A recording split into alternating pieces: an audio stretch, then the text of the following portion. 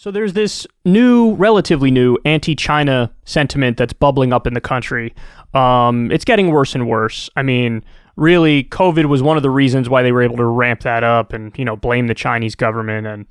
But there's been a really strong focus now on the Chinese government. Now, is this me saying that there's nothing to criticize there? Of course not. Of course there's something to criticize there. Anywhere you find power centers, there's a lot to criticize. There's corruption, there's all sorts of issues that it's legitimate to point out.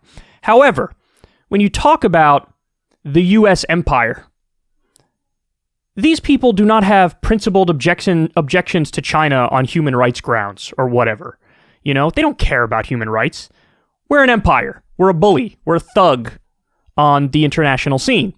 So on Fox News, you have a right-wing official here.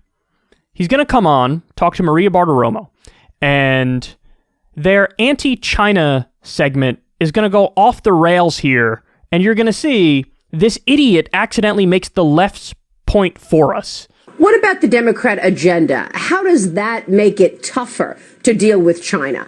We know that the left is pushing things like the Green New Deal, thinking that maybe China will cooperate on climate change, even despite these broken promises. Your reaction?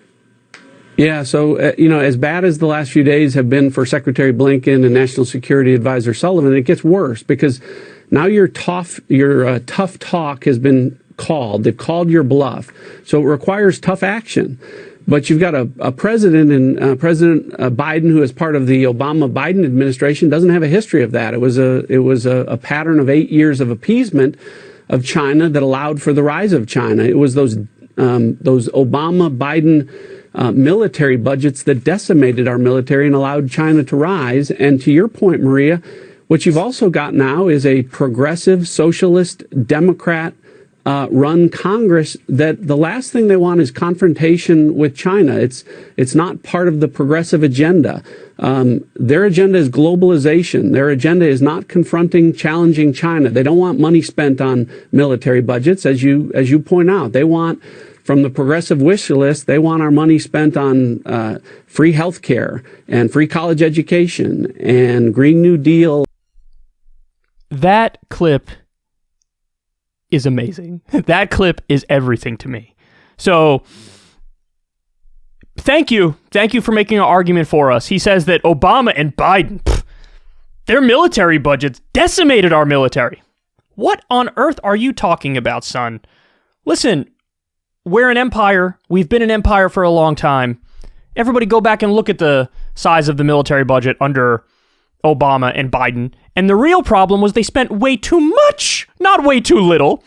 Under them, we also spent more than the next 9 or 10 biggest countries combined. And most of those countries are our allies, by the way. Barack Obama and Joe Biden continued our endless wars. They increased the drone program. What on earth are you talking about? Guys, these Republican politicians, they are the swamp. They live in a total alternate reality. I mean, criticizing Obama and Biden for not being militaristic enough and saying they decimated our military, totally made up. Totally made up. They were way too hawkish as well. The neocon imperialist consensus is strong within both parties. There are minor differences, but it's basically about the same in terms of a commitment to U.S. empire and neoconservatism. Then he goes on to say, well, progressive socialist Democrats in Congress, they don't want confrontation with China. Yeah, that's right. I don't want you do? Why would you want confrontation with another nuclear-armed power? That's something you want? That's something you actively root for? Now, don't get it twisted. If I was president, one of the things I would definitely do is change our trade policy and our economic policy in relation to China. And yes, I would bring a lot of manufacturing back to the United States. But I wouldn't do it while in a militaristic posture against China, because that's dumb. If we get into some sort of military confrontation with China, that's it, son. It's over for humanity. Game, set, match. We're done. We can't risk that. There's no way you could risk that for the future of the species on this planet. So yes, there would be confrontation in regards to the economy and in regards to trade. But there would be no military confrontation at all. None at all, because that's like having a death wish. That's psychopath stuff, son. So yes, progressives and socialists, the few that there are, if there are any in Congress, there are none. Even AOC is just a social democrat, even though she calls herself a democratic socialist. They don't want confrontation with China. Of course they don't want confrontation with China, and that's a good thing. That's a good thing. And then he just lays it all out there. He doesn't realize that what he says here, what I'm about to tell you, this is like you're saying something that makes you look like a douche and makes Democrats in Congress look awesome. In fact, it makes them look even better than they really are. So he says the Democrat agenda isn't money for the military to fight China. Thank God. It's money for free healthcare, free college, and a Green New Deal. Oh my God, be still my beating heart. I wish. www.giveittomebitch.org. That's exactly what I want. That's exactly what I want. That's exactly what the polls show the American people want.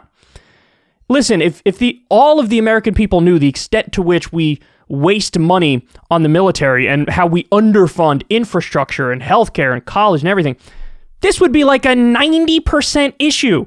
You would have people who consider themselves conservative Republican voters who would say, of course I want to spend more money on taking care of the American people and not on endless, useless wars that just create backlash. So, I mean, listen, again, making our argument for us. And the fact of the matter is this, guys. And you could tell. Again, this isn't to say China does nothing wrong. Of course, they do plenty wrong. Absolutely. But this China panic is about the military-industrial complex. So in the same way we had the Cold War and it was us versus Russia, and we used that to justify endless military spending and endless spending on our intelligence agencies, the deep state, then that changed to, oh, the Cold War's over, who's the big boogeyman now?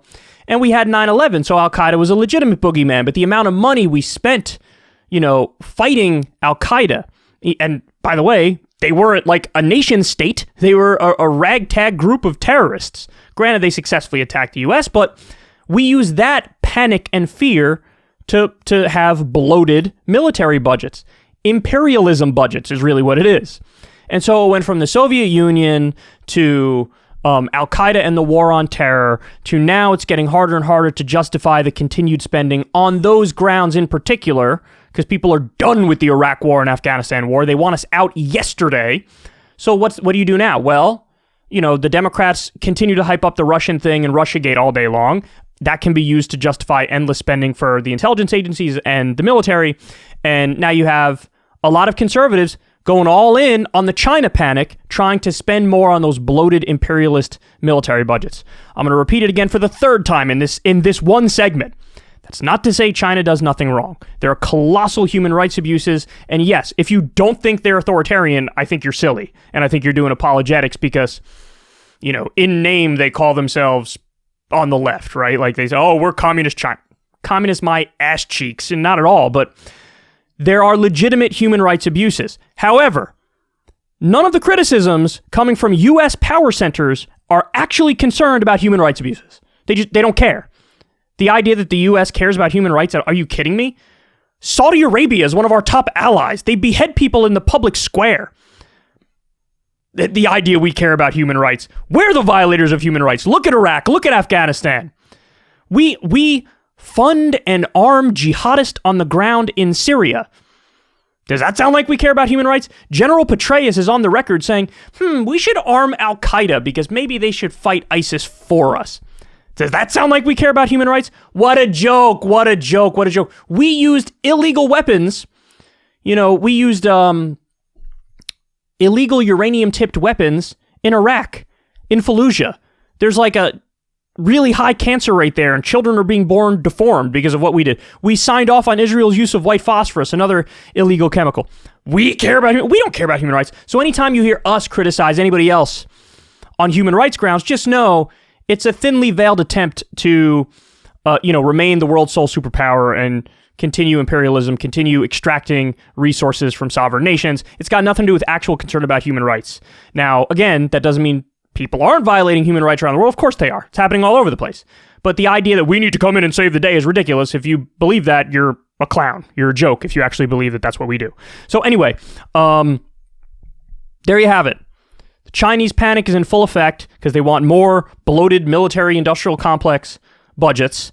And thank you for attacking the left and making the left-wing Congress people seem cooler than they are. I wish they were this upfront. I wish they were this straightforward. I wish they had the nerve and the backbone and the spine and the ability to really fight for Medicare for all, really fight for free college and a Green New Deal. Instead, they virtue signal about it on Twitter and then use none of their leverage when push comes to shove.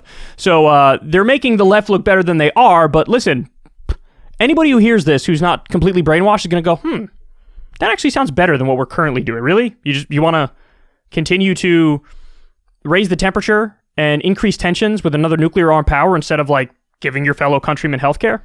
Seems pretty dumb.